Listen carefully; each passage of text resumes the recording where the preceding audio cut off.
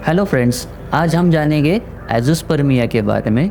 Azoospermia ये conditions के बारे में, इसके कॉजेज़ के बारे में और इनके ट्रीटमेंट के बारे में। मैं doctor Nikhil Gosavi, director and chief embryologist, embryonic fertility and IVF centre, Pune.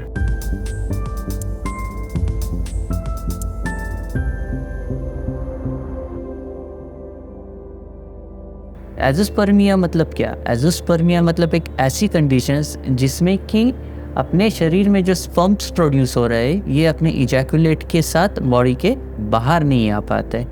दोस्तों, एज़ोस्पर्मिया के दो प्रकार होते हैं। फर्स्ट प्रकार है ऑब्स्ट्रक्टिव एज़ोस्पर्मिया और दूसरा है नॉन ऑब्स्ट्रक्टिव एज़ोस्पर्मिया।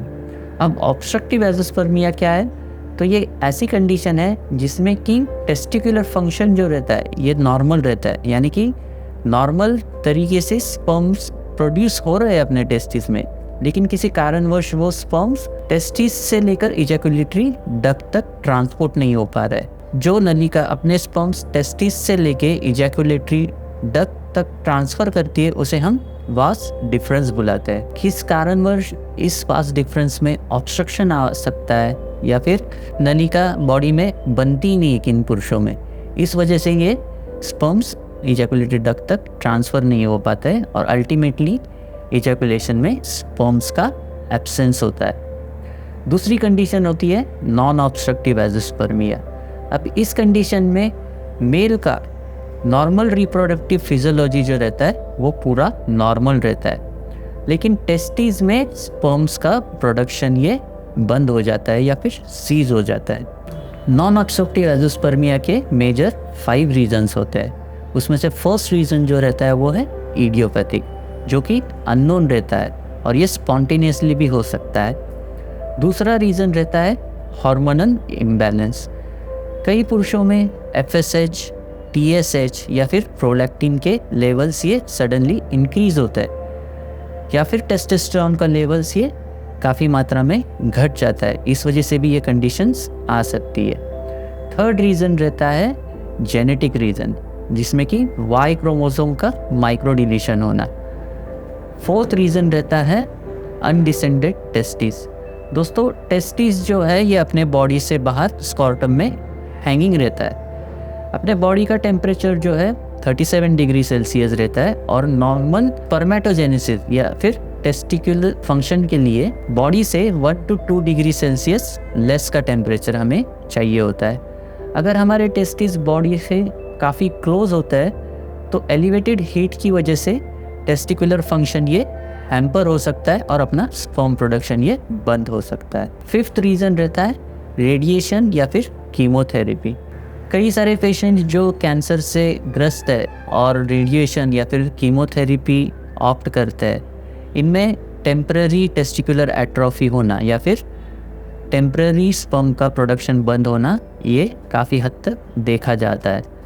तो ऐसे पेशेंट्स में हम टेस्टिकुलर फंक्शन जो है वो सर्टन लाइफस्टाइल चेंजेस करके रीगेन भी कर सकते हैं, जिसमें कि हेल्दी डाइट, फ्रेश फ्रूट्स खाना, एंटीऑक्सीडेंट्स खाना या फिर सप्लीमेंट्स लेना जिसमें कि विटामिन्स एंड मिनरल्स होते हैं, एक्सरसाइज करना।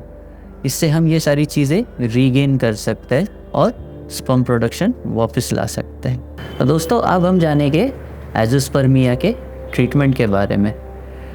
अगर कोई पेशेंट ऑब्स्ट्रक्टिव एज़ोस्पर्मिया से सफ़र हो रहा है, मतलब स्पर्म प्रोडक्शन तो टेस्टिस में हो रहा है लेकिन वो स्पर्म्स बाहर नहीं आ पा रहे, तो उस प्रोसीजर को या फिर उस स्पर्म रिट्रीवल टेक्निक हमें यूज़ करनी पड़ती है। उसे हम बोलते हैं टेस्टिकुलर स्पर्म एक्सट्रैक्शन। अब ये टेस्टिकुलर स्पर्म एक्सट्रैक्शन में क्या किया जाता है? आपका जो अंडकोश रहता है इसमें से हम जहाँ आपके स्पर्म प्रोड्यूस होता है उसे सेमिनिफेरस ट्यूब्यूल्स बोलते हैं। आपके टेस्टिस में से कुछ सेमिनिफेरस ट्यूब्यूल्स हम लैब में एक्सट्रैक्ट कर लेते हैं। इस पर प्रक्रिया की जाती है, ट्यूब्यूल्स को टीज़ किया जाता है और ये टीज़ सैंपल जो है इसे हम माइक्रोस्कोप में ऑब्जर्व करते हैं और इस सैंपल में अगर अच्छी क्वालिटी के स्पर्म्स हमें मिलते हैं तो ये स्पर्म्स पे प्रक्रिया करके गुड क्वालिटी स्पर्म्स हम सेपरेट कर लेते हैं और आगे इसी ट्रीटमेंट द्वारा एक हेल्दी स्पर्म हम एक हेल्दी oocyte में इंजेक्ट करते हैं और एम्ब्रियो बनाते हैं। दूसरा है नॉन ऑब्स्ट्रक्टिव एजोस्पर्मिया। जैसे कि मैंने पहले बताया कि नॉन ऑब्स्ट्रक्टिव एजोस्पर्मिया में अपना स्पर्म प्रोडक्शन सीज हो जाता है। इस कंडीशन में भी हम टेस्टिकुलर स्पर्म एक्सट्रैक्शन करते हैं। सेम तरह से टेस्टिकुलर सैंपल एक्सट्रैक्ट करते हैं, उसको लैब में टीज किया जाता है और फिर वो सैंपल हम माइक्रोस्कोप में ऑब्जर्व करते हैं। अगर स्पर्म प्रोडक्शन पूरी तरीके से ही बंद रहेगा तो अब सैंपल में स्पर्म्स नहीं मिल पाते हैं, और इस लास्ट कंडीशन में अगर स्पर्म्स का प्रोडक्शन पूरी तरीके से बंद हुआ तो हम आगे डोनर स्पर्म लेके भी आपके एम्ब्रियोस प्रोड्यूस कर सकते हैं। तो ये सारी जानकारी थी एजोस्पर्मिया के बारे में।